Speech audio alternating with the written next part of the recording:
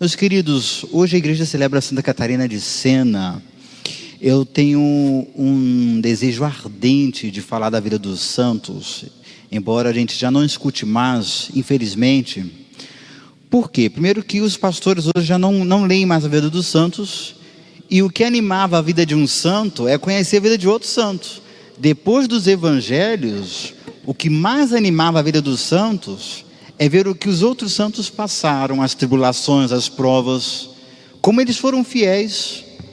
E por imitação, numa palavra grega, mimesis, de forma mimética, esse é o objetivo da vida do santo. E por que nós temos o santo, Santo Antônio, Nossa Senhora? Por que os católicos eles têm os santos?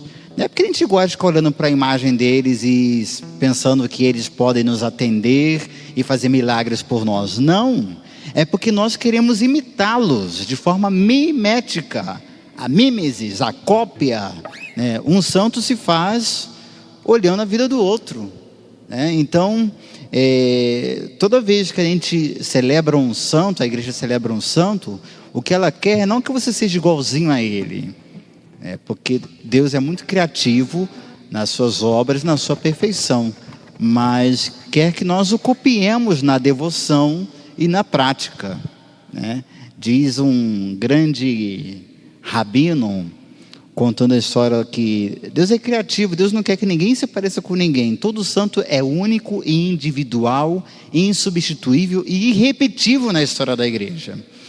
Apesar de contextos semelhantes, cada santo vai atuar de uma forma diferente. Por exemplo, diz um rabino, né, contado por Anselm Green, que um rabino piedoso pedia a Deus, né, Yahvé, dá-me a fé de Abraão. Sabe o que Deus respondeu esse rabino? Yahvé respondeu: não, rabino, eu já tive um Abraão, agora eu quero você. Olha que interessante, né?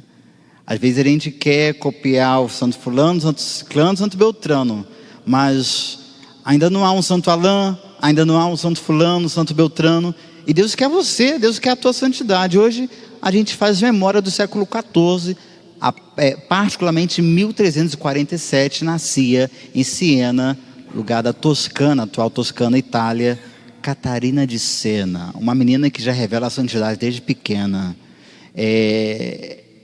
Não é que ela não goste de se misturar com os amiguinhos para brincar, não é isso. Ela tinha uma profunda alegria, né? Tanto que a alegria foi o apelido que a sua família lhe deu, né? Ela é chamada Eufrônesis, ou seja, alegria em grego, pela sua família. Então, apesar de não brincar, não se misturar com os amiguinhos da rua, sempre constante oração. A menina de 5 a 7 anos, constante oração. Até as escadas que chegavam até a sua casa, ela subia e a cada degrau era uma Ave Maria. Isso chamava a atenção da família, né? Depois começam as revelações. Uma menina analfabeta que não sabia escrever o seu nome, e isso até a fase adulta. Ela morre em 1380 com 33 anos. A idade de quem? A idade de Jesus, né? E analfabeta totalmente. Ela dita as cartas, ela tem um secretário que anota as cartas dela, né? E depois ela dita com uma erudição que não é própria de uma analfabeta. Isso chama atenção, ela é uma mística, né? Então, ela aos 7 anos, sozinha, fez um voto de consagração perpétua a Deus da sua castidade, de nunca se casar, de consagrar sua virgindade totalmente a Jesus. Só que a sua família queria que ela se casasse, né? Ela é a 24ª filha de uma família de 24 irmãos, tu imagina? Uma irmã gêmea morreu, então ficaram 23, né? 23 irmãos, imagina o tamanho dessa família, né? Então, quando morre uma das irmãs, a família queria empurrar o marido para ela, a lei de Nazirato, e ela disse que não, que ela já era toda de Jesus, ela já tinha esposo. Ela disse: eu já tenho um esposo, o nome dele é Jesus. A família: não, Catarina, você vai ter que se casar com ele. E ela, de indignação, ela pega o cabelo e corta o cabelo curto como um homem. Isso para a época é um escândalo. É por isso que as freiras, hoje já não há mais tanto esse costume, mas as freiras antigamente cortavam o cabelo como homens, né, para se consagrar a Deus, né, porque parecendo um homem, um outro homem não a tocaria. Por isso que as religiosas raspavam o cabelo quase careca, né, para parecer um homem mesmo. Isso fizeram muitas santas. Teresinha do Menino de Jesus, Joana d'Arc, né, pega aquele cabelaço e corta com a espada, né? Então Catarina de Sena corta o cabelo e entra em oração para que a família aceite o voto dela. E quando o pai, indignado, vê esse gesto, uma pomba branca pousa sobre a cabeça de Catarina de Sena. E a família entende esse gesto como um gesto sobrenatural e aceita o voto de Catarina. Pronto. A partir de agora, terá visões e revelações que vão derivar num livro chamado Diálogo. Leia. É um livro pequeno chamado Diálogo, escrito por Catarina de Sena. Na verdade, não escrito por ela, mas ditado por ela. E é chamada Santo do Discernimento. Nesse livro, que foi ditado por Jesus a ela, e ela o dita a um secretário, Jesus diz o que lhe agrada, o que não lhe agrada, o que fazer, o que não fazer, como não fazer. Então, uma grande santo do discernimento na história da igreja. Ela, Inácio de Loyola, tá? E Francisco de Sales são os 3 santos grandes, gigantes do discernimento. Só que qual é o contexto que Catarina vive? Além da peste, o que faz com que ela entre na ordem dos dominicanos, cuja palavra vem de Domini, que significa Senhor, domingo, dia do Senhor, Domini Canis, ou seja, os cães do Senhor.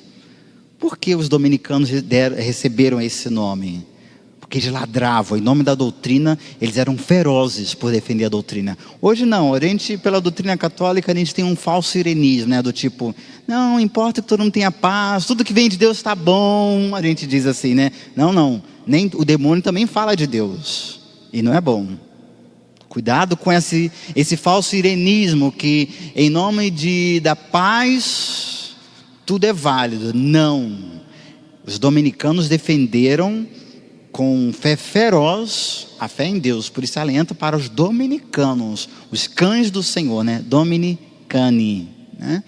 E além dela se destacar na caridade, na luta contra aqueles que foram atacados pela peste, a exemplo de ela se inspira muito em Francisco de Assis. Ela tem um grande protagonismo na história da igreja do século XIV. O que acontece na igreja do século XIV? Você que estudou história, você sabe. É quando a igreja está dividida entre a igreja romana e a igreja francesa, né? Felipe IV o Belo, numa tacada política, né, faz com que o Papa Gregório XI deixe Roma e vá morar em Avignon, na França, né?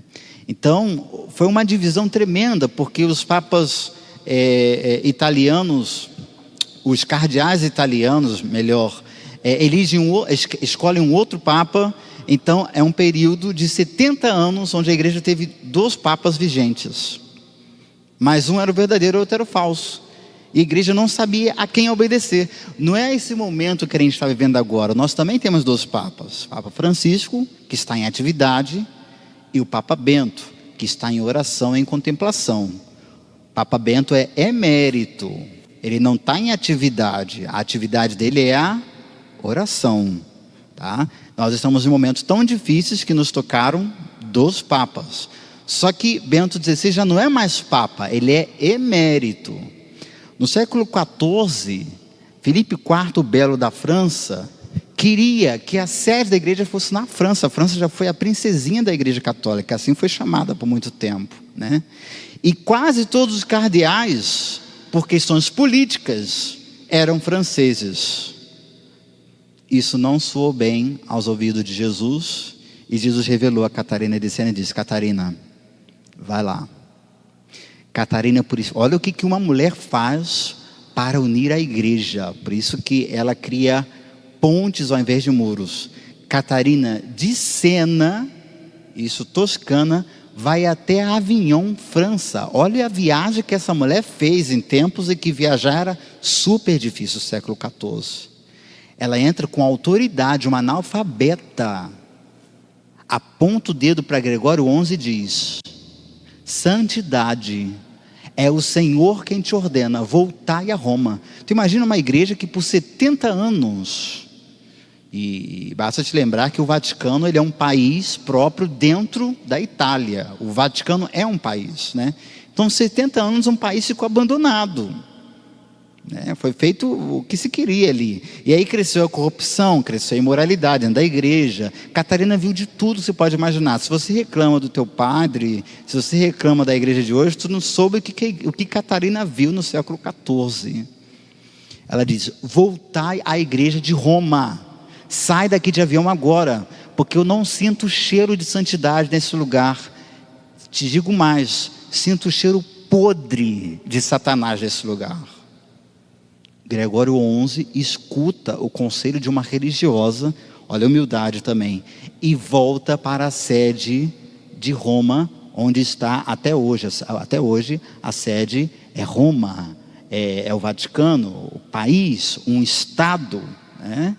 Então, sai por 70 anos, a igreja que teve sede em Avião, volta para Roma, graças à intercessão de Catarina de Sena e Santa Brígida da Suécia, as duas grandes mulheres que lideraram nesse momento. Aí eu te pergunto: mulher nunca liderou na história da igreja? Tu não conhece nada, meu querido, de história da igreja. Tu nunca ouviu falar em Matilde de Westfália? Foi ela que impediu a entrada dos visigodos e ostrogodos na Alemanha.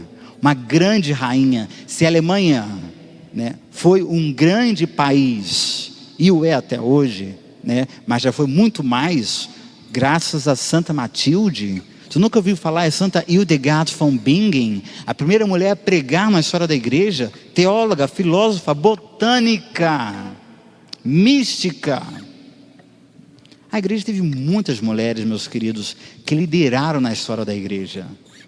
É porque o pessoal por aí que estuda em apostilinhas prefere atacar a igreja. Por quê? Porque não conhece a igreja. Criaram um boneco e deram o nome de igreja católica, e é fácil atacar esse boneco. Difícil é conhecer a beleza da história dessa igreja e ver que Deus não faltou momentos que fez suscitar santos, que fez com que essa igreja voltasse ao seu eixo. Basta lembrar que Pedro também negou 3 vezes, e Pedro lá no concílio de Jerusalém também não sabia o que fazer, e é Paulo que levanta contra Pedro e diz: Pedro, volta ao eixo. Então, não faltarão profetas na igreja que farão com que a igreja volte ao seu eixo. Como nós temos hoje muitos profetas que estão se levantando numa igreja super dividida que nos tocou viver. A igreja está dividida. Quer ler mais sobre isso? Leia Cardeal Sarah, o grande africano. Ele está aí gritando que nós estamos às portas de um cisma. A igreja está super dividida, meus queridos. Por quê? Porque a gente não tem mais católicos com o mesmo amor de Santa Catarina de Sena. Catarina de Sena dizia: eu já sei a minha causa mortis. Sabe o que vai me matar? O amor pela igreja. E de fato, ela morre em Roma, consumida pelo amor à igreja. Não temos mais católicos com amor ardente à igreja. A gente tem católicos jujubinha, mimizento, né, que qualquer coisa joga textão no Face e acha que está salvando a igreja. Não, meu querido. Você pega esse teu textão, tá? Pega o teu mimimi e joga lá no inferno. A igreja não precisa disso. A igreja, quando ela viveu momentos de divisão, ela teve gente que fez silêncio, que calou a boca e rezou.